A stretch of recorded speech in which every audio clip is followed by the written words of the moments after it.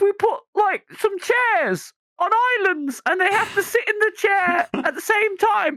Give that man a raise. Send it. Ship it. Best update ever.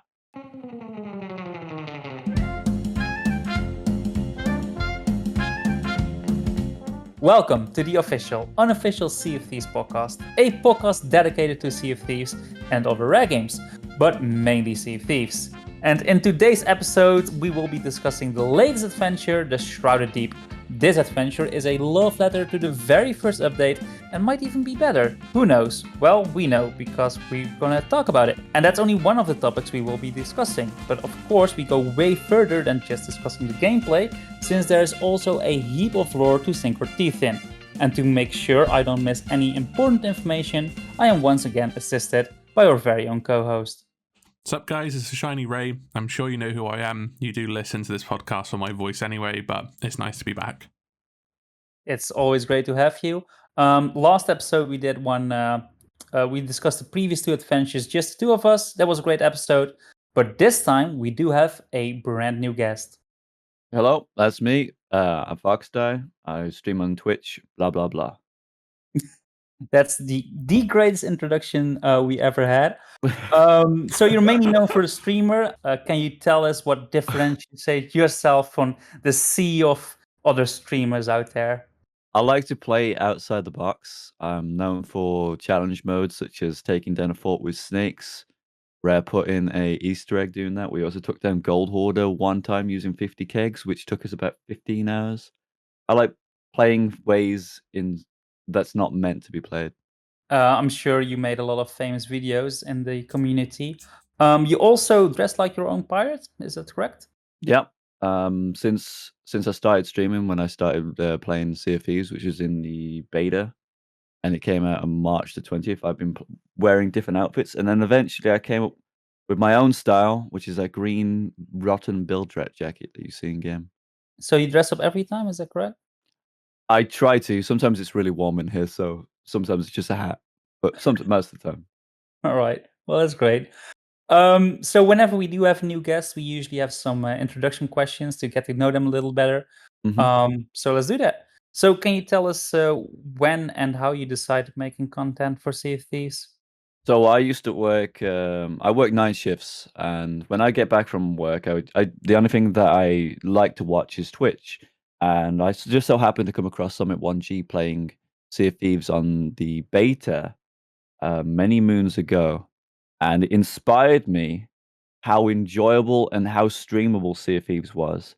So as soon as the beta came out, the open beta came out, I got myself a bandana, I got myself a pirate jacket, and I played the crap out the game and never looked back since. All I got to say is thanks to Summit 1G for actually putting me on that path, because I wouldn't have met all these cool people I met today, like AShinyRay and Captain Blubber. All right, cool, awesome. When I started making content too for Sea of Thieves, like your network just expands, and you meet all these cool people, and it's just great. Well, like I sometimes speak regular to the guy that animates The Simpsons, the guy that fucking sorry, swearing words. You can swear, and you can name That's him. fair. You can name him as Deep Sea Homer. Deep Sea Homer, who animates The Simpsons, which is like crazy. Absolute Pixel the Genie, that like award-winning editor. It's kind of crazy how many popular and creative people are in the Sea of Thieves community. It's unreal, really. Yeah, it definitely is. Like I never expected that. Obviously, I thought I'll get some, other small-time content creators on the podcast, but well, we got Fuzzy Bond, we got a Genie came on, so it's great. It's really great how that network grows, and it's just fun. We're all good people. We're all having fun. We all love this game. It's The great. community is so vast and massive that people there's so many different walks of life. You got like people that do graphics design for a living, like Gnomezilla. You got the animator Hydro Homer. It's just so vast, like all these different people like brought together by the same simple idea of piracy on the Sea of Thieves. Aye, indeed. And we got so many bright years ahead of us too. Yep. Sea of Thieves 2, I hope. Fingers crossed. Wait, are you serious with that? Do you think it gets a sequel? So video games are weird, right? At round about the 4-year mark, which we're on now, they've had to have had a consideration of sitting around a board meeting like, what do we do for the game to get to our 10-year mark? Do we A, keep putting content into the same game for the next 10 years? Or B, do we make a sequel and use Unreal Engine 5? And I think, and I hope that Sea of Thieves 2 has been spoken and is in the works right now, which I believe it is. Not inside knowledge. I believe Sea of Thieves 2 is at some point is being fleshed out and being built right now. Wow, that's a bold statement. I don't believe anything of that. So there you go. You don't think that they're going to make a Sea of Thieves 2? Nope. Fox, I think they had I think they had a plan for 10 years, and that's just this game, and it still holds up now. I don't see any reason why there should be a sequel. We've had this debate, like we had it like last year when we first started speaking to each other. I remember we were doing commodities at the time, and then Captain Blubber is adamantly against it. He doesn't think it's happening, whereas I'm vehemently for. I think Sea of Thieves 2 is at least in the pre-production stage at the moment. It's either on a whiteboard where the brainstorming ideas, or someone is coding the ground up engine and doing the groundwork while they're working on Everwild, because they probably would be too stretched thin, right? I guarantee you Sea of Thieves 2 is being worked on somewhere. There's no way it's not. Well, I'm not opposed to it, but we'll see. We'll see what happens. And Yeah. Microsoft as well, on their cash cow. Sea of Thieves is like their most successful exclusive at the moment. Like, look how bad things like Gears, Halo have done. Obviously, Forza's doing well, but and Sea of Thieves has come out as a new IP. It's smashing the numbers. It's smashing the microtransaction revenue, bringing people on Game Pass, selling on Steam. And in its 4th year, they're still getting big updates, which is like really rare for any games as a service. I think Microsoft really likes Sea of Thieves, and if you pun intended, I think it's a flagship now. I think it's up there with Halo, Forza. Whenever you see an advertisement for Microsoft, Sea of Thieves is there. It's a very unique game compared to Shootman's wall climbs, the third person kind of stuff. It is a very unique game. You're on a ship, you got a crew, you're all working together. That's just interesting because that makes me very happy that it is so successful, because I'm a longtime Rare fan, back from the Nintendo 64 days. Yeah. And those were, like flagship titles for the Nintendo systems. And when they just got bought out by Microsoft, like the first titles weren't that great. We had these Kinect support games. Yeah, and stuff like that. It wasn't I don't think they did Kinectables, but they did Kinect Sports, and Perfect Dark wasn't also that great. Then they got a little bit footing with Viva Pinata, which didn't get massive success, but moderate success. Viva Pinata. It's a great game. And now they're doing Sea of Thieves, and now they're just as big as they used to be during their golden years. So that does make me really happy. Well, let's continue with the questions. Because what content would you be making if Sea of Thieves didn't exist? Viva Pinata, maybe. Full-time Viva Pinata 2 streamer. I'm getting gooses. I'm getting those little pretzel tails. Pretzel tail harvesting. Yeah, 24/7. But serious question: what content would you be making if Sea of Thieves didn't exist? Oh, good question. Well, I started streaming planes, being a speedrunner. I used to speedrun Shadow of the Colossus, and I wanted to learn other games. To think that I'd still be speedrunning, I would probably picked up the Soul series, maybe even Elden Ring. I don't know. I got pretty good at speedrunning at one point. Wait, would you be speedrunning Elden Ring then, or those type of games? Well, I used to have conversations. Well, I don't want to brag too much. Like Distortion 2. Like we at one point during the height of the peak of Dark Souls 2, we were helping each other try and figure out this one glitch called parry boosting. I can't remember what it is. Where you parried an enemy and then rolled at the exact same time, and it made you lock to the axes so you can run across bridges that didn't exist. Stuff like that, and make you fly. And like the whole Soul series used to get me really excited. I still watch Distortion now. I'm not very active in this chat. Probably won't remember me anyway. But Shadow of the Colossus probably still be speedrunning that. Maybe try and get the world recce. Yeah, probably speedrunning. Halo. Interesting. Halo, Dark Souls, Elden Ring, probably. Would you consider speedrunning Sea of Thieves, because there is a speedrunning community, right? Well, I did at one point with me and Alektar. We did the speed run, and we got the first place spot for taking down a Fort of the Damned in the quickest time. Oh, I thought it Uh, was only those legendary voyages that got sped run, but there's a apparently lot of different categories actually. The legendary one's one of them. For the damn stacks or for the damn singles and legend voyages or something like that, and the tall tales as well, I believe. Interesting. But And if people are, want to be part of that community, what can you advise our listeners? go to speedrun.com. Usually when a new run comes out, like Elden Ring, which is a very popular one right now, there's like a dossier giving you a tutorial step to step how to compete, and people are really sharing strats all the time. It's a good community. Yeah, speedrun.com. Right, cool, awesome. Would you say that Shadow of the Colossus is also your favorite video game? I would probably say that, yeah. All right, and that answers the other question. So the final question we have before we start diving deep in our discussion. What's your favorite Sea of Thieves update? Oh, Jesus. Probably the anniversary update where he added the arena, which was amazing, and they killed it. Rip. Let's all have a Yeah, 2-minute silence for arena. we talked a little bit about that before we started recording. 2-minute Um, silence for arena. I, I can edit it in. I can just Oh get yeah. some mute. It's fine. We can keep talking. You I'm not could gonna do it, but you could play an O to the from Titanic when we're having our 2-minute silence. Everyone all will be right, crying in chat. cool. Um, uh, the 9 tall tales, 1 to 9, the Shores of Gold. Probably hands down one of the most enjoyable PvE experiences I've had, aside from a Destiny raid. Wait, so you like the original nines better than the Pirate Lifestyle Tales? Is that Yes, correct? yeah, All right.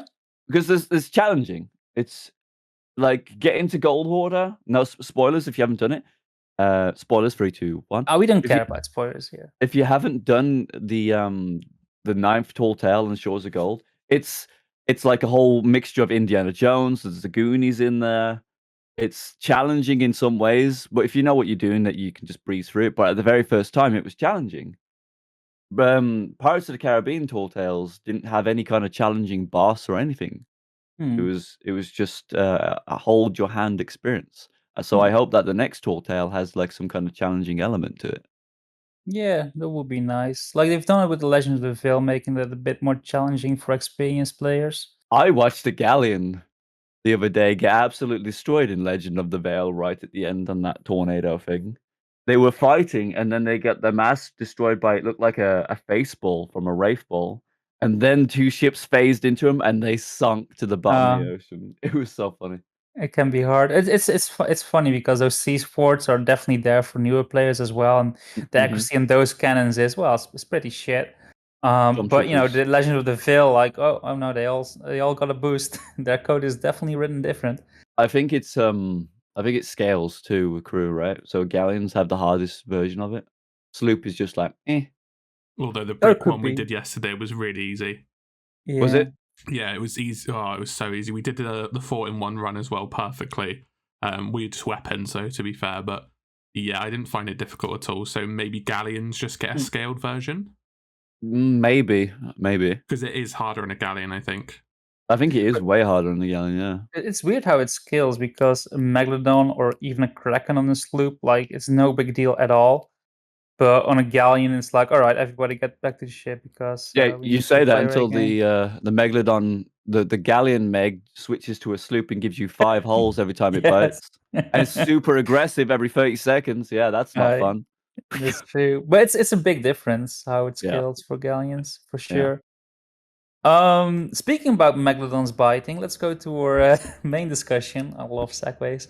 But before we talk about the Shrouded Deep, let's first look back at the Hungering Deep. Mhm. So this adventure is greatly inspired by the Hungering Deep. So let's briefly discuss our experience because it seems a lot of people have very fond memories of this update. So how do you guys look back on the Hungering Deep? It's my favorite update of all time. Simply put, nostalgia obviously blinds me. I always make that very clear. But for me, it was just seeing the Megalodon for the first time, and that was the sort of thing you expected from Sea of Thieves in the future. We get these big sea monsters that we have to fight as a crew of 6 to stand a chance of winning. I know you only needed 5, but we did it with 6 people. And yeah, it was nice to not have something spoiled by a trailer, and it was it was a simpler time, you know. Yeah, that's all I have to say about it. Really, I gush about it all the time. How do you feel about it, FOXDIE? It was the first time that you was forced to work with another crew, which was interesting.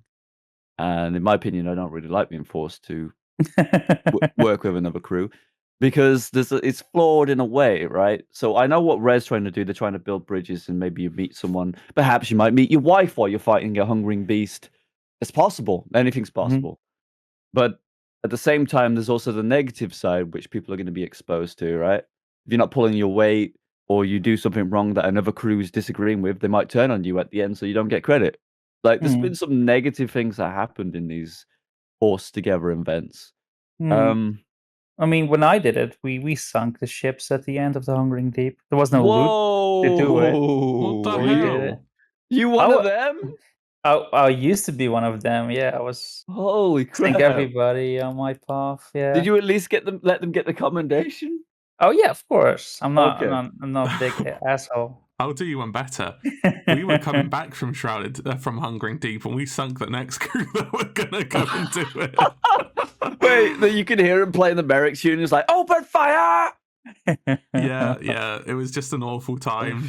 That's gonna have to be cut out because I'm gonna be public enemy #1 for the PVE crowd now. Toxic. You gotta leave it in. Partnership for that one. You gotta leave it in. Yeah, of course, that's content. The AShinyRay exposed. That's gonna be the title of this video. AShinyRay exposed. Holy crap! I was already supporting Flameheart before he was out of his bones, guys. Come on, that's my excuse. But yeah, to wrap it up, it was a great update. Very special working together. Our tattoos were glowing. Everybody remembers that moment. But it didn't get loot, and the commendations were not a thing back then. There were which commendations. Was yeah, but those two, isn't there? Retroactively they added the accommodations. So you unlock them on the back end, and it was still recorded, like reading the journals and defeating the Hungering one. And later, when they introduced the build chat pane, it also added a tab for the Hungering Deep for those that did it, which I'm really glad because I can still show to other people that I was there. Fair enough. I stand corrected. All right, because they're gonna do all the cosmetics, like all these exclusive cosmetics gonna come back, so we can't use those anymore to prove we were there. I'm crying. Never mind. Crying. Anyways, I'm gonna rant, so let's go to the main discussion, the Shrouded Deep. I'm just gonna give a brief synopsis, and then we'll discuss it bit by bit. So the Shrouded Deep released. Well, in the script it says a few days ago, but we are re-recording this episode, so I know a couple of weeks ago, week and a half ago. I think we all had a chance to play it at least once, so let's briefly summarize this adventure. We travel to Killer Whale south of Shipwreck Bay, where we meet up with Belle and Merrick again. They just lost against the Shrouded Ghost, but they want to try again to kill it and claim the Veil of the Ancients from its dead body. But to do that, they need to power up a shanty, and to do that, we need to complete a ritual with the souls of all different Megalodons. So we travel to their feeding grounds. One of them is in Roar. That was very fun. We use the flares, we kill them, we use the effigy to capture their souls. We return with all the souls, find another crew, play the shanty, and summon the Shrouded Ghost. A battle ensues. Flameheart gets there with his ghost ships. We defeat them all. The Black Witch also makes an appearance with Pendragon to help us out. We are victorious. We retrieve the veil, and we reap the rewards. So that's the synopsis. How do we feel about this adventure? Do we like it? It's good. Yeah. It's the best adventure so far, but that's not a mean feat. No offense to Rare here. Shrouded Islands and Force of Forgotten weren't good. Yeah, it's the best one we've had. Hopefully they're all like this from now on. I don't think they will be, unfortunately. But yeah, it was nice to have a homage to Hungering Deep. I can't really say much more about it. I know people are complaining about the mixed crew thing, which we'll get on late. You have to work with other crews, don't you? I know people are moaning about that a lot, but we'll get onto that shortly. But yeah, it's easily the best adventure. But we'll see how it holds up in the next sort of 7 months. Yeah, Lost Sands, yeah. I mean, it was definitely my favorite, and I liked it. It was a homage to the very first update. I didn't mind working with other crews because we were very lucky. Like, we did all the souls ourselves, so we got all the deeds done. And then when we finally returned for Lost Soul, there was another sloop waiting for us that wanted to finish it with us, and they were really nice. They were really nice about it. So we had a great time with that. I also read comments about other people, camping the killer whale, tucking there, or just some reapers that are gonna ruin everybody's experience by just sinking them around the killer whale. So how do you feel about that? Do you think it's fair? Should people be able to do that, or should they just leave people alone that want to do that adventure? How do you feel Well, about that? people have free will, so you're always going to have that side of the spectrum. You'll have people helping you and going out your way that I've already finished it, but I'll go and do something and help you start this thing. And then you'll have people tucking on you, ready to blow you up with a mega kick. It's free will. Mm. If they want to do it, they'll do it. So you just got to plan for every occasion. If you're going into that area thinking that there's a bit of suspicious activity, well, maybe do some checks. Yeah, yeah, I agree. It learns you how to deal with the fact that it is a pirate game. Yeah. The only downside is that it is time limited. So, like you said, I'm always willing to help people out with this adventure because it's time limited. I'm like, all right, sure. If you want some help, I'll play the song with that. Having said that, it didn't work out this one time because we were doing Legend of Vale on a galleon. We meet a sloop. He soloed every shark himself, and we played the song to help him out. But we told him like, we're going to do Legend of Vale, so you need to kill the Megalodon yourself. And he didn't manage to do this. So we were on Crooked Mast doing our mission, and this banner appears in our screen. The Megalodon escaped. Oh, I didn't know that was a possibility. So it is possible for the Shrouded Ghost to get away. You can fail the adventure? Yeah, you can. Holy I crap, I feel did not really know. bad for that guy too. Needs to Well, get good though. That'll teach yeah, I him. guess so. It is what it is, I guess. I think that's probably a technical thing where you have to fail it at some point. Otherwise, if someone sinks, gets frustrated and leaves, then you've got that Yeah. tax on the server forever until it shuts down or someone comes and finishes it. It's probably got like a cap of like 60 or 90 minutes. Because we did it in 40, didn't we? So Yeah, we did. obviously we had discussions. We don't suck, I promise you. Discussions? We had distractions that stopped us from completing it, but Yeah, some it's obviously a PvP technical sweats. thing. Yeah, sweats Yeah. who pretend that they're, friendly and get mad at you when you fight back and then say, oh, you've got the alliance flag, at least take it down, and then get really toxic when they can't sync you. Yeah, And sync indeed. themselves, actually, to PvE, everyone. Syncs to PvE. Thanks to PvE. All right. What were your experience with other crews, FOXDIE, when you did it? Did you meet nice people or what? Because we do it so early on, because like, what I always say is the sooner you do it, the more likely you are to get cooperation. If you do it even a week later, you're unlikely to find people doing it because they've all done it.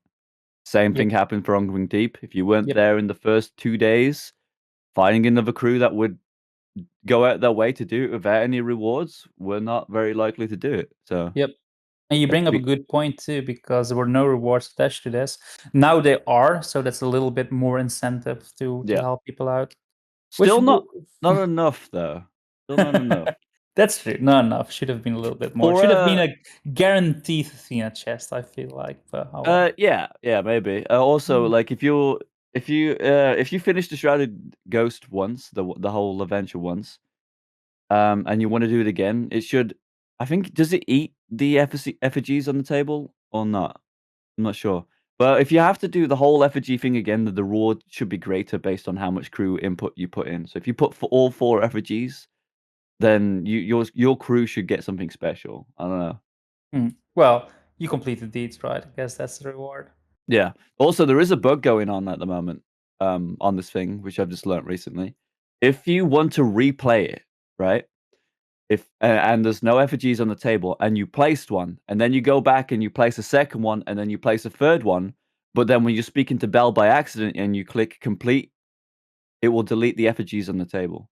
Wow, that's great game design. That's pretty good, yeah. So if you want to repeat it, don't click complete. I Out of didn't know curiosity. that. That's a good Click warning. That's a click good warning. replay. Click replay or continue. All right, let's talk about some actually good game design in this adventure. Because a lot of tall tales in the past, you could lose your items. Mhm. However, with this adventure, there's no possibility of losing your items because the flares and your effigies are stored in your radial. So how do we feel about that? That's a good thing, right? I think it's a good thing. I mean, apart from not being able to sell the Sharky Shark voodoo doll and stuff and steal it, I don't see any downside to it. Yeah, I'm guessing you feel the same, Ray. Yeah, it should have always been the case throughout all the Tall Tales. So they're finally going to start implementing that. They do it with Legend of the Veil as well, actually. Yeah, indeed. I Like, mean, you can steal the Legend of the Veil gem thing. you can lose your stones. That's true, and also I guess the key in the shipwreck graveyard also can get stolen or lost. Oh yeah, that's Um, true. Here's me but just thinking about the lantern. no, but still, it's hard to lose stuff, and if as soon as your veilstone is in the in the mask, you're good, right? So Yeah, that's I think also a so. great step up. Did you know Uh, that you could actually put the Veilstone in a other crew's nope. mask? So if you steal someone's Veilstone and they're looking for it, and then you supposedly sneak aboard someone's boat and tuck with the Veilstone, when they're not looking, you can put it in the mask and make Ramsey appear all suddenly, and everyone's like, "What? I can't see it. I can't see Ramsey standing on the deck, but they can." So Uh, when I put it in, when I was being sneaky on this galleon, they all stopped what they were doing and started looking at this mast. I'm like, "Oh god, they're looking at Ramsey." all right, great. So, Yeah. listeners, if you want to watch some fun shenanigans, you should watch FOXDIE on Twitch. Yeah. Let's go to the biggest discussion in this podcast because I already mentioned before. This is the second time we record this, and last time we had a big discussion about this. So let's see what happens now. Because we all saw the cinematic trailer, right? And we see the Bell pulling forth a new killer whale, or is it a new killer whale, or is it the same killer whale? What do you guys think? Well, when I saw that thing, I was like, "Are we going to see a huge, massive hole in the Reaper's hideout?" And the Servant of Flame just like wondering what the hell happened when he went to bed this morning, and then he woke up and then half of his wall's missing. Bloody kids! Can't have shit in the Sea of Thieves, mate. Yeah. Well, that obviously didn't happen. So there are many theories around. Some people say that the merfolk helped build it. Sarek might have been involved because she is the new figurehead. Other people say like it's Bell that made memories solid, maybe the memories of Merrick, and made a new killer whale. So what is more plausible? Do you guys think? Maybe she can conjure like shipwrecks out of nothing. Maybe. I mean, making wood appear is probably not that spectacular in superpower. It's not like an Avenger tier skill. How do you feel Um, about Ray? You're a bit quiet. Yeah, I just don't know how I feel about it, to be honest with you. Like, she made a new ship. yeah. And again, like, this is, again, me being overly critical, I think. But it feels like an afterthought. Like, the fact it's announced in a tweet, there's a new ship. It's like, you should be putting the stuff in the adventure and not having to follow your socials to find out key story elements. You know how they would have fixed it? If they just put on the nameplate Killer Whale 2, like Roman numerals. That would have fixed it. There was a brand new ship built just for Merrick. All The original ship is Yeah. used. Well, the fact, obviously, contextually, the fact that there's still the wreck at the Reaper's hideout could give you a clue, but also there's instances where Rare tell you one thing and then the game says another thing. Like the last Kraken in the book, but there's more than one Kraken based on Ramsey's journals and the Pirate's Life thing in Sunken Pearl. So which one is it? So is the one in Sunken Pearl the same Kraken that we're always fighting and it retreats, or is there more than one Kraken? No, so the original Kraken in the book and the one we fight as Old a world Mother? event. That's not Old Mother. Old Mother's dead. She's dead. She's proper dead, mate. You should have seen her. No, the original Kraken, the pink one that we fight, I think it's pink. I can't really remember. It's got no eyes, or one's damaged and the other one's might be damaged as well. But it stays under the water because it got a eye full of shot from the Pirate Lord. That sounds really disgusting. But the one we see in Sunken Pearl has two eyes and it's not scarred, so it's a different Kraken. Didn't the book in Old Mother, when she dies, she split apart and all these Krakens got released or something? Am I reading that right? Or No, so Old Mother was changed to Kraken's Fall by the Ancients and the Great Warrior, and her screams called her children back, and they beached themselves trying to rescue her, and they all drowned. Oh, right. Okay. That's why you see all Yeah. the skulls on Kraken's Fall. Mm. Near Kraken Fall. She was chained near Kraken's Fall, not on Kraken's Fall. She was Do chained you on think? Kraken's Fall. Do you think we get a Super I Kraken fight thought one of the near. days? Oh, wow. Sorry, what was that, Fox? Super Kraken fight in the future? Nah, Rare's not touching that. They said it would evolve Oh. over time. They gave it a slap attack. That's what they meant. Give it a slap attack. Because before I Karen, was- Karen would just What- suck you off before Shrouded spoil. She wouldn't do anything Suck else. you Oh up. my God. When I saw the Kraken reveal face, right, and when we finally got it, I thought maybe they'll update the Kraken in the world and we'll see a Kraken face pop up and try and bite you and shit. But nope, not yet. Come on, Fox, Maybe- be reasonable, mate. Maybe Sea of Thieves 2, Kraken lacking, he's back. This time with 100% more head. 100% more. Man, the amount of innuendos right now. All Yeah. right. Let's get back to the topic at hand, the killer Okay. whale, because Rare did tweet about it, right? That's correct. And I'll read it for listeners. Merrick's abandoned ship, the killer whale, was dismantled and used to build parts of the Reaper's hideout. Bell, however, saw little difficulty in securing Merrick a near identical replacement, solidifying her reputation as a shipwreck savior. So they kind of answered this question for us, that it was Bell that was responsible for, bringing back this new killer whale. Mhm. But we still have questions about this. Like, did she build it herself? Can she make memories solid? Does she have connections to the merfolk? Did she make the new figurehead? Is Sarek involved? Is this the original nameplate? Mhm. So do you think this tweet answers more questions, or are you more on my side that we still have a lot of questions to answer? I'm on your side with this one. Yeah, I think so. Yeah. Do you guys think we'll get those answers, or are they gonna leave it with this? Leave Not- it at that. Not until someone interviews Mike Chapman about it. Maybe we should do that, right? All right, let's get Genie on that. Oh, no, we can't trust Genie to get answers for us after last time. You need to answer this question, but with only yes and no answers. To be fair, that would be okay for some of those questions. Some of them, yeah. Yeah. It's so typically Genie too. You get Mike Chapman on, you can ask him anything, and it turns it into a joke. It's so typical Genie. That's why we love him. That's true. All right, so maybe we get answers, maybe we won't. The fact is, it's not the same color whale; it's a different one, and Bell is responsible for this new one. That's the takeaway. So let's see. How do we feel about rewards? Because we get this new Sarek figurehead. How do you feel about that? Do you like it? Yeah, Yeah, it's all right. it's a cool figurehead. I like the title as well. I'm never going to use it other than Brave Vanguard, but, another title to my collection to That's show I was true. there, Hi. Something a bit more controversial. You touched on this earlier, FOXDIE. Do you Mhm. feel people were getting spoiled on the Shrouded Ghost? Do you think it should have been the Shrouded Ghost or something else? I feel like the Shrouded Ghost was just like a quick wow factor, right? People like the Shrouded Ghost, blah blah blah blah blah blah blah. The people who haven't seen it, some people have. I think they could have done it with just like a cool, interesting, unique, hungering, deep, original Megalodon model. I don't know why it had to be the Shrouded Ghost. When I see it, it's not going to be as special as if I didn't see it. Hmm. Have you seen it before this adventure? No. Okay. Ah, Okay. Yeah, we have, and so for me, I don't really care. I just really like seeing the ghost again, and we get this, this lore explanation about him, the Megalodon swallowing the veil, and that's also the reason why it travels between worlds, because the veil of the ancients, draws from the sea of the damned, and I really like that lore explanation and explains why it's so rare.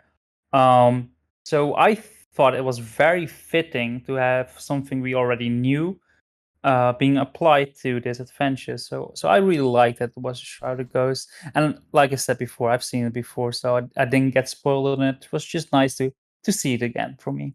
Hmm. Ray, do you feel players are getting spoiled? yeah, they should have done Redmore instead. Yep. They The should have Redmar done- is attached to the Devil's Roar, right? never really explicitly says it. It is found in the Devil's Roar, but they could have done Redmore with Merrick, Bell, and Grace Morrow, and they would have worked together to summon it. Then you would have had a red shark, like a reskin of the Hungering one, as like a new variant that would be exciting, but they went for the easy route where they didn't have to do any retexturing. no new attacks, and they could use that as like sort of a bludgeoning tool with marketing. And yeah, it has spoiled the Shrouded Ghost a bit because you had the whole meme where is it real or not? And yeah, like it just, now we've seen it and it's all over and anyone could go see it. It's still gonna be excited if you see it in the wild, but you're definitely gonna be less excited than you would if this never happened. Yeah, I do agree with that. Yes, But at least we got some cool lore about it, and they explain themselves lore-wise why it's so rare, which is cool. But Redmore was the better choice for me, I think. But I think Red doesn't even remember Redmore exists. I feel our listeners also need a little reminder. Can you explain that, Ray? So if you speak to Grace Morrow, and you look at her journals as well, she gives you an overview of what she's done since she's found the Devil's Shroud. Since she's gone through the Devil's Shroud and found the Devil's Roar. And she keeps having run-ins with this red megalodon called Redmore, which is meant to be a mighty megalodon. It's still alive, but she's managed to have a few tangles with it, and they're almost like arch nemesis. We don't know what it looks like. A Redmore makes it sound like it's red. But the fact it's in the Devil's Roar, it could be cursed as well. But it's not appeared in game. It's literally just mentioned by Grace Morrow in journals and in her dialogue.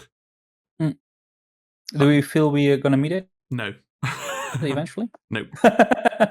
It feels like it was a project that was going to happen, and then it got put on the shelf. Something else. Yeah. Obviously, we do know Rare have things that they've made a long time ago, and they're just looking how to implement them. They always do say this. So maybe it's already ready to go or storyboarded. They just need to figure out how they're going to release it. But I don't think that's the case. Okay. Well, we'll see in the future. We'll see. Something else lore-wise that I want to discuss, because during the battle, which I really like, is that you're not only fighting the Shrouded Ghost, but also these ghost ships, which makes it, to me, feel like a really epic finale. But eventually, we see another ghost ship. We see the Black Witch. And apparently, Pendragon was drawn to the Sea of the Thieves because we made because summoning the Shrouded Ghost made some sort of commotion in the Sea of the Damned, and that's how he was alerted that we were doing something. So what do we feel was that commotion? What happened in the Sea of the Damned that lured Pendragon out? The Shrouded Ghost being ripped from through the fabric of life and death into the real world. Yeah, I agree. Yeah, I agree. Literally, like, you're taking something that is choosing to be in the Sea of the Damned and ripping it out for a ritual, rather than something willingly opening a portal and going through by its own accord. Essentially, it's going to be kicking and screaming out of the Sea of the Damned, isn't it? I think that's where the lore comes from, that we don't see the Shrouded Ghost very often, because it probably willingly travels between the two paths, or two portals. But it's an interesting build on it. So it's like, this is why it's rare. It has to willingly leave the Sea of the Damned and whatnot. Yeah, that's interesting, because that's the follow-up question, because apparently most megalodons are attached to a spawn rate number, and obviously the number is higher the less rare it is. However, the developer said on their official podcast, which is the second best podcast out there, they said there's no number attached to the Shrouded Ghost. There's another mechanic that spawns it. So do we believe this? And if so, what is it? I used to think it's a bit odd, right? It's a bit odd about it. I used to think that maybe there was like a secret or hidden hitbox swimming around, and yet to randomly sail into it to engage the Shrouded Ghost. It's like an invisible hitbox that is roaming around like the storm, and if you breached into it, well, you're lucky you found it as a Shrouded Ghost. That's what I used to think. I don't know anymore. Well, I don't know if this was brought up on the past recording. I think it was, but myself and Spammels, another Sea of Thieves partner, also got the Shrouded Ghost at the same time as me on the same day. So I think Rare's got a switch for it. They literally flick a switch server side, because we know they can make these changes server side on the fly without taking the client down. And they will literally flick it for an hour and say, Shrouded Ghost has conditions to spawn now. So when you hit that meg trigger, it will roll a dice, and then you could get a Shrouded Ghost. And then after that, they flick it off, and you just cannot get it regardless of the RNG until they turn the switch back on. Whenever Jonice has a good day, he just flips it on. Yeah, I had a really productive day. Let's flick the switch. Flick the switch. Flick the switch. So, Like, like, could was be. it in the same region? The Megalodon? I will check with Spammels because I do have a video idea regarding the Shrouded Ghost, which is a top secret Shrouded Ghost files. That is actually going to be the name of the project anyway. But we're just going to try and dial it down, and I'll try and gather some data on it. But I'll ask Spammels because that'll be a good baseline for what's actually going on. I know I was in the wilds. I want to say he was in the Ancient Isles, but I will check with him after we finish recording this. Mm. For me, it was Wilds and the Devil's Roar. Not in the fog like we all used to think during Shrouded Spoils. I used to think No. that. Yeah. Oh, we were discussing this yesterday with our friend. We were doing Legend of the Veil, so we were just having a chat, and we brought up the fact the Shrouded Ghost that we used to go on Shrouded Ghost hunts in the fog, thinking that's how you spawned it. And then we hadn't discussed this before, and Captain Blubber said that he did it as well. And our friend Vlex said that he was doing it as well at the time. There was like looking for group posts. And now you're the fourth person to say that they were doing that during Shrouded Spoils. It made sense though. Like, if you had a Megalodon spawn while you were in the fog, there's a chance that it could have been a Shrouded Ghost. That's what I thought as well at one point. That's what we all thought. Hours of my life I spent searching in the fog and just going with the fog to. Do we know what the actual requirement for the fog to spawn is? Is there always fog somewhere on the map? Nah, I think it just rolls in the corners of the map, or edges, should I say.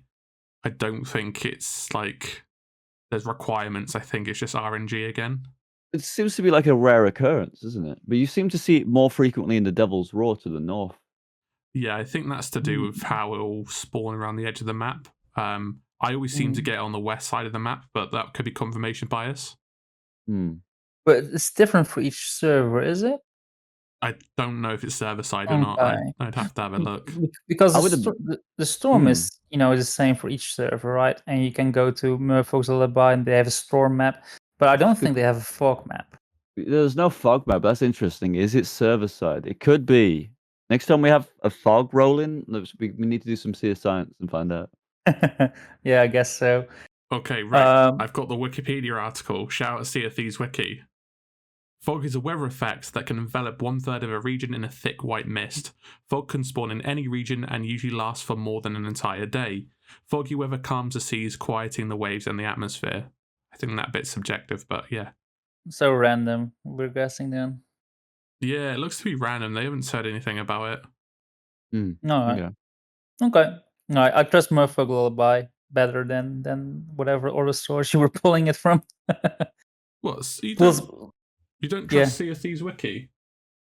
Well, I've been getting shit about it by my subscribers for using the wiki before, and they said, "Oh, it's not reliable." I said, "Okay." Why?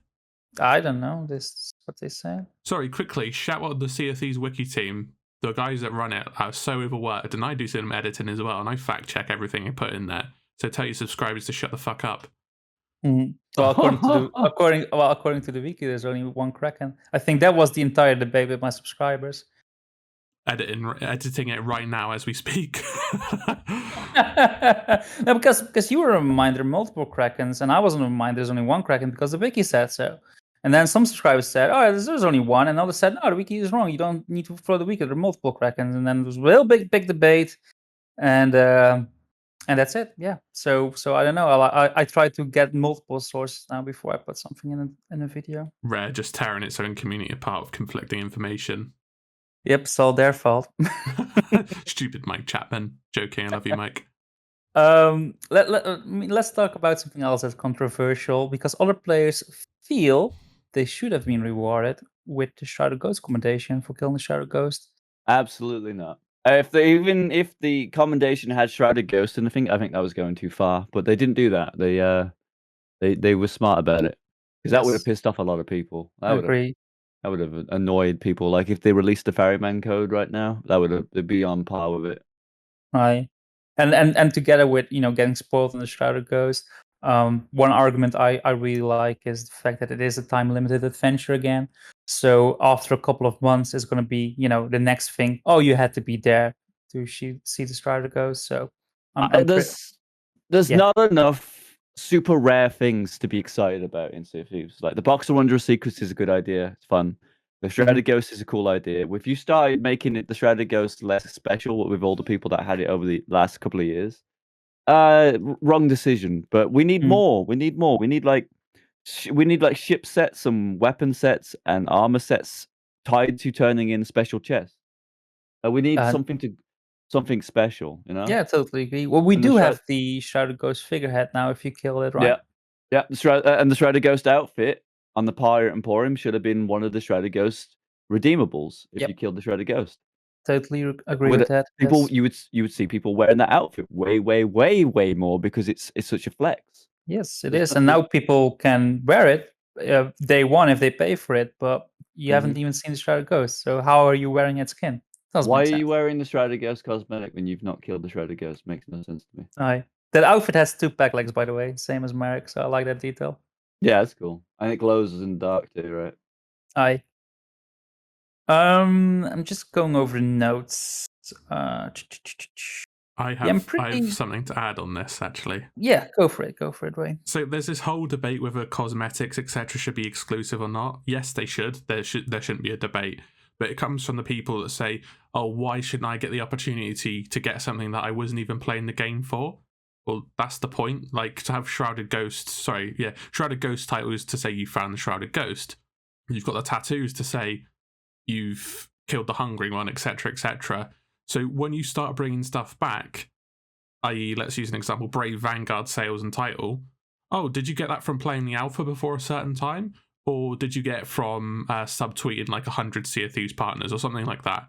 Like, it gets really stupid when you start getting things like, oh, Ferryman, did you get that from the controller or did you buy it from the Emporium for 800 ancient coins or something? Yeah. And they repeatedly say the idea of your non-Emporium stuff now, the idea of your cosmetics is to show you were there for that event, and your pirate is your story of your journey. So when you start bringing stuff like that and make them not exclusive, it defeats the object. And if they do that, they should make everything not exclusive and not pick and choose, because it's really annoying when you have something that's really rare, like Fox says, they make it not exclusive and then keep other things exclusive because people bitch about it, essentially. Yeah. Speaking Trumpet is one of those two. I'm still so salty about that. Yeah, and the Forsaken Ashes stuff, I don't know why they brought it back. Yeah. But I think the Pirate Legend car should stay exclusive. They released it wrongly, but they should keep to their word now and not release it again. Well, they're not going to do that, right? Didn't they, confirm that the curse will be obtainable again? Well, they listen to the community in some aspects where they get pressured to do certain things and then change their minds. But when it comes to other things, they like to pick and choose. So if we kick off enough about the curse coming back, like, maybe they won't release it. They just seem to go with what will get them the least flack, which is fine. I get it, because people are really horrible in the Sea of Thieves community sometimes. But sometimes they just stick to their principles a bit more. I wish they should. I mean, I like the exclusive stuff, especially for us longtime players. We want to flex for being there. We want to be rewarded for also supporting this game for a long time. And we have those rewards, but now they're also giving them away a little bit, which I don't like. I kind of wish there was more than just gold rewards and cosmetics in Sea of Thieves. Like what you want? I don't know. It's like Destiny's a unique game, right? It's got exotics and stuff, and you got these really special weapons. Maybe we could like be rewarded with a weapon that only affects PvE. You know, like not PvP. Leave that out of its own thing. But like when you're fighting PvE, you can get like you could earn a reward that has like plus stats on fighting skeletons or something like that. You know, like we need like a proper end game. Sea of Thieves lacks end game. In that vein, though, Fox, wouldn't it be unfair for a 100,000-hour player to roll up to a Fort of the Damned or Fort of Fortune, blitz through the PvE, and no one has a chance to steal it because all these PvE grinders that don't want to play PvP, they just get all the best PvE stuff, so they never have to stay in a certain place for things to be stolen. But I do agree with the sort of rarity things. I think we should have raid voyages that are long, and you get RNG rarity of loot, like cosmetics, though. Because you could say, sorry, quickly, I'll finish the point real quickly. Yeah. Say you have different tiers of a jacket that's like a silver blade recolor or something like that. When you get the highest tier one, the legendary or mythical, whatever they want to call it, that would show that you've done the voyage a whole lot and you've played it enough to get the RNG drop of 1 in 1,000 or what have you. And then that's rare. and other people then have gone through that raid to get it. Mm-hmm. So what I really want to see is chests tied to loot or cosmetics that can't be bought in the Emporium, can't be bought in shops. I'd like to see a chest added to the game. It could be an Athena quest with a different type of chest that looks different. And when it turns in, gives you a chance, not guaranteed, but a chance. So you're not paying. It's not a paying loot box. So if when you get upset with your paid money, real life cash, Yeah. it's still a chance to get a cosmetic, but it needs to be a smart system. So the game recognizes that you got cosmetic A, so we'll skip A, we'll give you B if we allow you to have it this time. We need an end game grind that's fun. And like stocking these chests, these special chests, would add like a whole new content to the game for creators too. Because I don't know if you've ever seen like Pokemon card pack openers, right? You would start seeing, I have 10 mythic chests on my boat today. Let's see what we get. Mythic chest 1 open. We got this. Mythic chest 2 open. We didn't get anything, just gold this time. Let's see if mythic chest 3 is better. You would see a whole new different type of content being added to the Sea of Thieves. Imagine how sweaty it'd be. Like, oh shit, I lost my mythic chests today. They've been stolen. And then you just see on the Thieves channel, today I'm opening up 10 mythic chests that I stole from some day one player. Yeah, that would add so much different levels to it, because you would be stealing not only the mythic chest, which is like the Athena thing, which is just 9,000 gold because it got buffed, right? That would mean that was a huge flex anyway, and crews would probably uninstall Sea of Thieves because of it, because it's like a huge ego knock. But imagine if you could steal something that had tied cosmetics that they worked hard for, and you got it by just like heisting. That would be amazing. That's a great idea. It really is a great idea. And maybe add the multiplier of getting a good chance for a cosmetic when it is stolen to incentivize PvP again. The way I would implement it is if we had like a dungeon crawl, right? You know that pit thing that goes into this Reaper's thing? If you go down there, it's like procedural generated. It'll never happen in Sea of Thieves. I can never see it. But you know the new fort that they just added? The big one? Yeah. If they could flush out like catacombs that go down into it with traps and different kind of booby trap rooms and like puzzle rooms and stuff in that super fort, fuck, and you come out with that mythic chest, that would be such a good feeling. And then there's another crew waiting to steal it. Dude, the content writes itself. They could sure is. They could really use those portals for raid type voyages where you go in, you gather the loot, you go back through the portal so it can only come out with you, and then you've got to scramble to an outpost to sell, and you've got the risk of someone coming to steal your raid items. Holy crap! Like the portal system itself is untapped. Anything could happen in there. Like we could fight Flameheart inside the portal, right? That means you wouldn't have the tied down to multiple ships lagging the server. You wouldn't have all the same particular islands lagging the server. You could do a massive raid encounter, the final pinnacle of fighting Flameheart in the Sea of the Damned, where it's like set pieces, a Destiny raid kind of thing. Oh damn! You could do some really cool stuff with those portals. Yeah, hippos. Yeah, you can bring hippos in from other dimensions, or like maybe more Disney characters. Come on, Rare, use your portals. I believe they have stuff planned for portals. They must have, right? You can't just do it for the Pies Life Telltale. Well, that's probably where our personal hideout is going to be. Is one of those portals. That would be really cool. Well, if we ever do have a personal. But I'm gonna put a stop to this because we're going on a tangent. Let's bring it back to the Shrouded Deep. There's some stuff that I want to quickly mention. That the killer whale is really nicely designed, I feel like. It's also decorated with, tankards and killer whale lanterns that they use those cosmetics. I really like that. Merrick gives us callbacks to his journal, gives a callback to, carrying the shanty across the sea, which is, of course, make it even more of a love letter to the Hungering Deep. Merrick was also not at his sea post, which I thought was really interesting. Like, yeah, if you want to turn something in, you can't. He's not there. And so that was it. That was what I want to mention. Anything else you guys want to mention about the lore or the mechanics in this Hungering Deep adventure? No. No, I've said my piece, I think, for once. All right. Then I have one more question for you guys, because we use the flares and the effigies. Do we think those mechanics are going to get used again for a new voyage type for the Hunter's Call? Might do. They could flesh out the Hunter's Call and have it hunting a Megalodon. Like a crazy beast had been spotted to the north.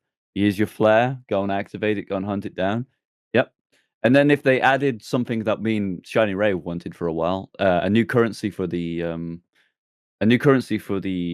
Merrick stuff for the Hunter's Call, and that's Megalodon teeth. That would be cool. Yeah, Like a that would be physical cool. carry teeth around, Yeah, hand them in, and it adds to your currency. Yeah, you can literally do that. Obviously, probably not the Kraken because it's a world event, but if you did Megs and maybe had another sea monster to hunt, you could have Kraken's got teeth. Kraken teeth. Kraken teeth, or Kraken beak, Kraken eye. Kraken beak, yeah. I think shark fin would be a bit dark, wouldn't it? But like Megalodon eye, Megalodon teeth, Megalodon scales. Yeah, shark fin would be dark. Although actually sharks don't have skin. They don't have scales, do they? They've got like rough skin like sandpaper, haven't they? I think they do have scales, but it's very, very small. Either way, if they did this and added a Hunter's Call emissary with those flares, it would be a nice way. When they finally update all the not the emissary, the trading companies levels, Hunter's Call should get a boost, and they should add these Megalodon hunts. It's only natural progression, right? Hunter's Call is what currently 30, 50, 60, 50. 50. Right, sorry, I haven't done Hunter's Call for a while. I've got half my fish still needing to be fished. If they flash it out to 75 and then update it where we go and hunt megs, I think that'd be interesting. I think that's cool. Yeah, Island threats too, like wild boar, that'd be cool. Wild boar would be cool. Giant enemy crabs would be cool. Giant enemy crab. Hit his weak spot for massive damage. Sea serpents. That I would really like sea serpents. Dude, like a giant snaky thing. Yeah. It's like, we do kind of need another emergent threat, really, right? I think we do, and I think the Hunter's Call is perfect for that. What sea about serpent? A rock, maybe like a flying bird, like on Bird Valley. rock, like from Sinbad. Yeah, that would be great. Yeah, like a flying threat that can grab your ship and then fly away with you or some shit. Guys, today I'm going to show you how to abuse the rock glitch, where we can move from the shores of plenty to the Devil's Roar in 5 seconds. This is the best way to do voyages these days, because you don't have to worry about wind direction. Just rock your way across the Sea of Thieves. But I am very optimistic, because every time we've got a new voyage, like with the Gold War, we got a new Gold War voyage with the Merchant. It's always getting better and better, even with Athena, with the Legend of the Veil voyage. So if they are going to bring a new voyage type for the Skull, I got high hopes for it. I really do. Mm-hmm. Moving on to Adventure 4, apparently, because Lost Sands. Lost Sands. So we only saw a title, and we saw a screenshot of a bunch of Reapers next to a rowboat at Golden Sands. So what do we think this new adventure is going to be all about? In the picture of the Reapers at Golden Sands, did they look clueless to you? Like they don't know what they're doing, like they're stooges or something? Yeah, I agree. They look like they're undercover to me. Yeah, it looks like they're trying to be sneaky. It looks like they're trying to find something, but they're also unsure what they're trying to find or something. Do you guys think that this is the adventure where we're going to decide the fate of Golden Sands? Be a bit soon, wouldn't it? I don't know. Well, it kind of makes sense, right? What's the time difference now? That a year or something's probably passed, or maybe half a year with the in-game. 24 hours is one. Was it? No, 24 minutes is one day. So it's been like months for them, right? I guess so. I kind of see the Sea of Thieves clock as our actual clock. It's just gameplay purposes. We have the cycles. Yeah, I see. Yeah, same for me. But the thing that I think is going to be the big decision, because it's the final content we get for this season. It's the final thing. So it would be perfect for that to be your first community decided choice at the end of the season. So for me, it would make sense if that's the adventure we got to choose. Well, they're pulling up to Golden Sands. There's something on Golden Sands that we're not yet aware of. I don't know why Belle, with her mysterious powers, hasn't detected it. Probably buried in the sand somewhere. But maybe there's going to be a big finale fight or something, where all the people that we rescued from the forts are all going to be holed up in animations, fighting off Reaper ships that are coming in. That could be interesting. Like a full-on war. And Ray, again, you're quiet. Yeah, I don't want to go into it, but I'm gonna have to just for the sake of it. I Well, you think can just say, I've made a video about it, guys. I'm not Here plugging is it. I'm not making them watch the video. I'm gonna say it quickly, real quickly. So Alright. I think that Wanda's gonna have us open the door in Flameheart's cave, or sorry, her workshop out the back. We're gonna go underneath because the Flameheart teaser said we're gonna go down, claim something, i.e. the chalice or the water. Someone's going to drink from it, die, then live again as skeletons. I think Wanda's going to send us down there. We're going to be undercover. Something's going to go wrong, and then Flameheart might be back this early, but I think he's not coming back to August. Yeah, watch the video if you want, but that's the gist of it. I think we're working with Wanda. All right, there we go. Working with her, she's not so bad anymore? Well, she's bad, but, she showed up in Force of the Forgotten trailer, hasn't been in the game since. And she must, as she's the one to find the Burning Blade. I assume the chalice is with the Burning Blade, and it's between the Reaper's hideout and Wanderer's Refuge in a cave somewhere.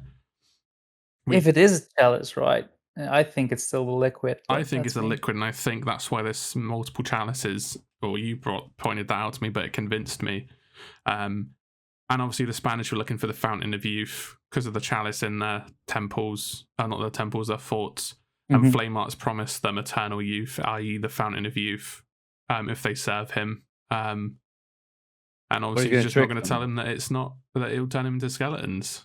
Oh, I mean, it's Fountain of Youth, right? Eternal youth. You're going to live for eternity as a skeleton bony boy. So. Yeah, right, indeed.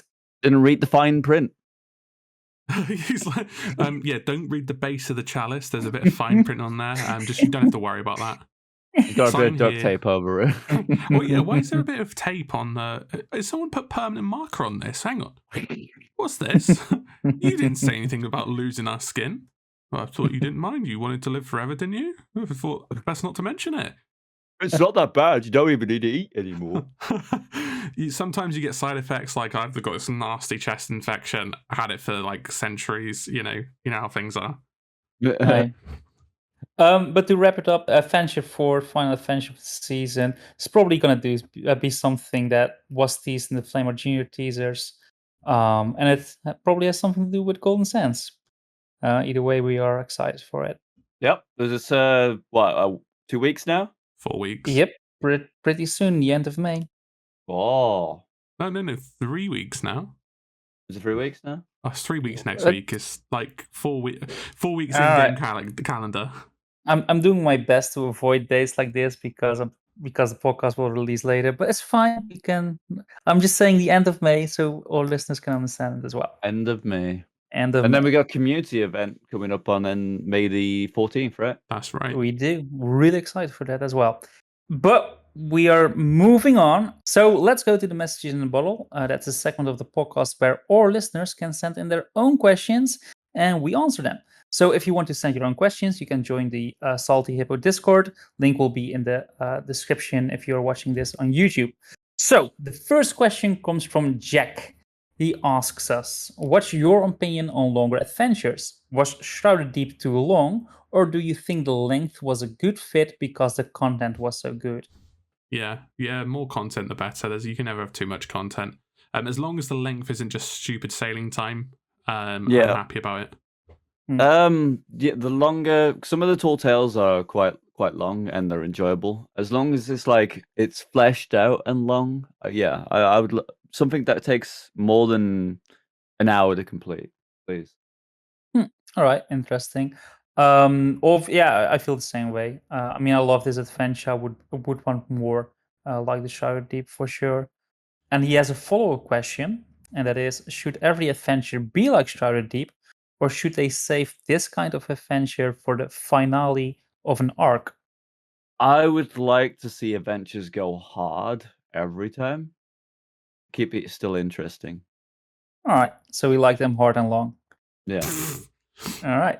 There is an element to, having slower paced adventures, but they reveal lore. As long as the gameplay's up to scratch. But if every single adventure was like this, you'd be onto a winner. Yeah, I think so too. Let's keep our back legs crossed for Adventure 4. Let's go to Frog Monster. He asks us, how do you think the Shrouded Deep compares to the Hungering Deep? I'll take this one first. I think this is way better. Obviously, like what AShinyRay said, like nostalgia is a very big factor. It was so great to have this first piece of content there, and it being a AI thread as well. It was super great.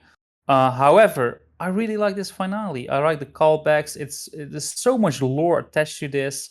It's also a continuation of the story. Plus, it sets up the Legend of the Veil. Combine it all together, and I'm a happy hippo. I prefer the Shrouded Deep over the Hungering Deep. But that's me. I would say I like the Shrouded Deep more than the Hungering Deep, because the Hungering Deep was one level, right? One level of what happened to it. The Shrouded Deep had multiple levels where it brought in multiple elements. Well, I mean, at one point I thought that the Burning Blade was going to make its appearance and I was going to lose my ship, but it didn't happen. But maybe next time, you know. Maybe there's something to be said about that, why it's not appeared, but I assume Lost Sands might explain that. Back to Shrouded Deep. I think Hungering Deep was better for two reasons. It's just more magical in the state of the game. It added more and did more for the hype. And secondly, they spoiled the Shrouded Ghost in all the marketing anyway, and we know what it looks like. If they somehow did manage to get around that with like Redmore or something, it would be a better experience. Obviously, storytelling is better because we've got a more in-depth story now, but Hungering Deep still has the crown for me. That's a good argument. And I kind of agree with the fact that they should not have spoiled the Shrouded Ghost. They should have referred to it as the Pale Beast, and then we kind of guess what it was, but it would still be somewhat of a surprise when it, that popped up at the end. But I don't know, maybe. On the other hand, how can you keep that a secret? Oh well. Anyways. Next question comes from E. Walsh. How well do you think Shrouded Deep brought different crews together? And would you like to see more adventures which do that in the future? No. No, people have complained about it. We're never getting something like this again. And obviously the vocal minority are always the biggest complainers. But I don't, just to avoid it, just don't do it again, right? I'm sick to the back teeth of it. Stop forcing us to play with others. Like, I know that what you're trying to do, it just doesn't work on paper sometimes. Sometimes they could have the best experience, and sometimes they have the worst experience. Yeah, that is true. It's a shame because when you do have those good experiences with other crews, they are very memorable, and that's also one of the reasons why I like this game so much. So if you remove working together altogether, the chance of getting those experience is severely limited. So if it makes sense for the adventure to team up with other crews, I wouldn't mind. No. Fair enough. As long as I can sink them at the end and take the treasures. There's one stipulation for you working with other people, as long as you get something out of it. No, I mean, you get good experiences. That's a reward in itself as well. Makes me happy to help other people, Ray. Yeah. This is why he sides with Athena, folks. That's correct. All right. Next question comes from, that's the last question too. This comes from SGM Jammed, who's changed his name to Jammed in my Discord. Thank you for doing that. Seeing as the Hungering Deep had a sequel, do you think other campaigns from year one would make a return? This could also be a way to give the Devil's Roar a use again. So Jammed really wants to see the Devil's Roar again. I kind of want to see the lore explanation behind the Skeleton Thrones, because we don't know the lore behind the Skeleton Thrones, right? What is it? Who built them? Who are they for? Like a big skeleton captain, or maybe the favorite relaxing spot for Captain Flameheart? We don't know. You want to hear some lore? You want to hear some lore about the Skeleton Thrones? Please do. Here's the lore. This is Joni. He's around a board of directors, and all of his creative crew are all around this massive table. It's like, guys, we need an idea, we need it fast, and we need to put it into the game tomorrow. We need something that makes all the crews work together, forced work together.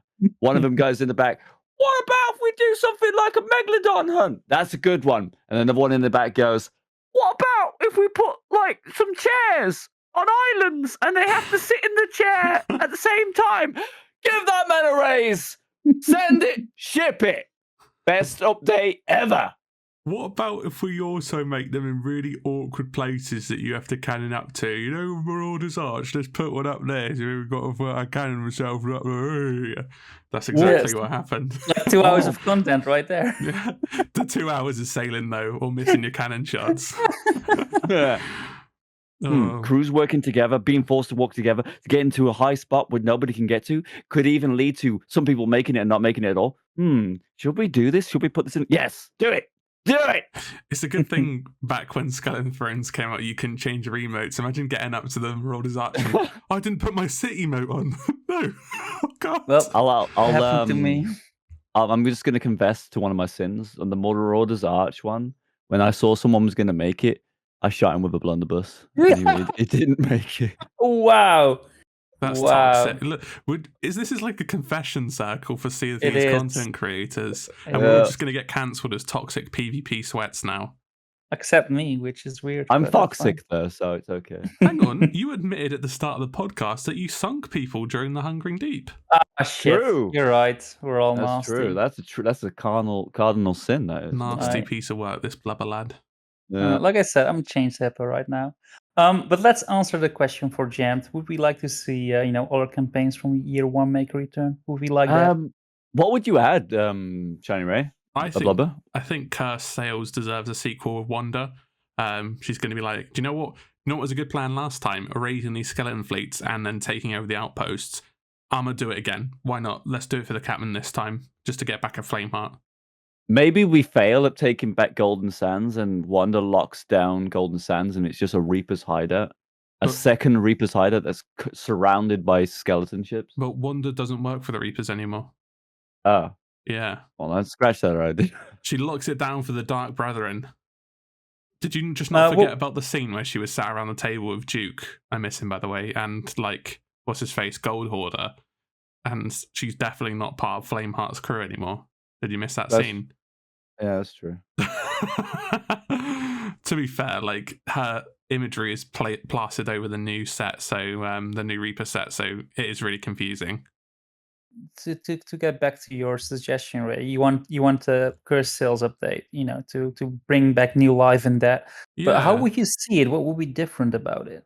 They could add a twist to skeleton ships, skeleton brigs maybe, a new ship, a fleet that roams around the Sea of Thieves that you have to catch up to. Add some Wander in there, add some Salty, add some new Curse Cannonballs. I think it'd be a hit. This would be more an update than an adventure, but I think they could pull it off as an adventure. Interesting. I do want to see Salty again. That's such a great character. Yeah, he's awesome. Yeah, like a wandering fleet, like you're saying, right? Maybe, but like a bigger fleet than what we're normally used to, like two skeleton galleons with an entourage of 3 skeleton sloops, and it's just like if you go in there, it's suicide. But if you want to do it, go for it. I would go balls to the wall, like a new skeleton ship. You know how they made a unique model for the Flying Dutchman? A new skeleton ship that's PvE only. 2 galleons, 2 brigs, and 2 sloops, and you have to work together to sink them. Oh shit! Sounds great. We always bring up great ideas during this podcast. That's good. That's good. Or, if you will, Megalodon chained with a sloop on top of it. Oh wait, no. A hybrid. I'll do you one better. The Man of War is it's got a sleigh of megalodons, and it's done in December. And the Krampus costume is the helmsman. What about that? That's cool. See, look, just throwing those ideas out there. No need to thank me, Rare. For those listening, if you have some ideas about what you would like to make a return for adventure, please let us know in the comments. Anyways, I want to thank those that submitted their questions. And again, make sure you join the Salty Hippo Discord if you want to submit your own. I always post an announcement when we are close to recording a new episode. I also want to remind our listeners that this podcast is also on Spotify and Amazon Music. So if that's more convenient for you, you can listen to us there. Keep in mind that new episodes premiere on YouTube first and will be on Spotify and Amazon a few days later or a few weeks. Depends how we feel like it. And you can also follow us on Twitter at BestCOT Podcast. Link for that will be in the description. So we've also come to the end of the podcast, and I would like to thank our honored guest, FOXDIE, for joining us today. And can you tell our listeners where they can find your content? You can find me at twitch.tv/FOXDLE. Right. And if you like shenanigans, you should definitely check FOXDIE Hide. I also want to thank our co-host, AShinyRay, and where can our listeners find your content? Yeah, you can find me on YouTube. Just type in the search bar Captain C Update Sea of Thieves, and you should find one of my videos. That's so true. You can find me on YouTube at Captain Blubber. Again, just type in Captain Blubber, you will find me. So make sure you give this podcast a thumbs up. That's always appreciated. And let us know how you feel about this adventure in the comments. So that's it. Thanks again. Drink some grog, kill some sharks, and have an amazing day. Goodbye. Take care, guys. Goodbye. All right.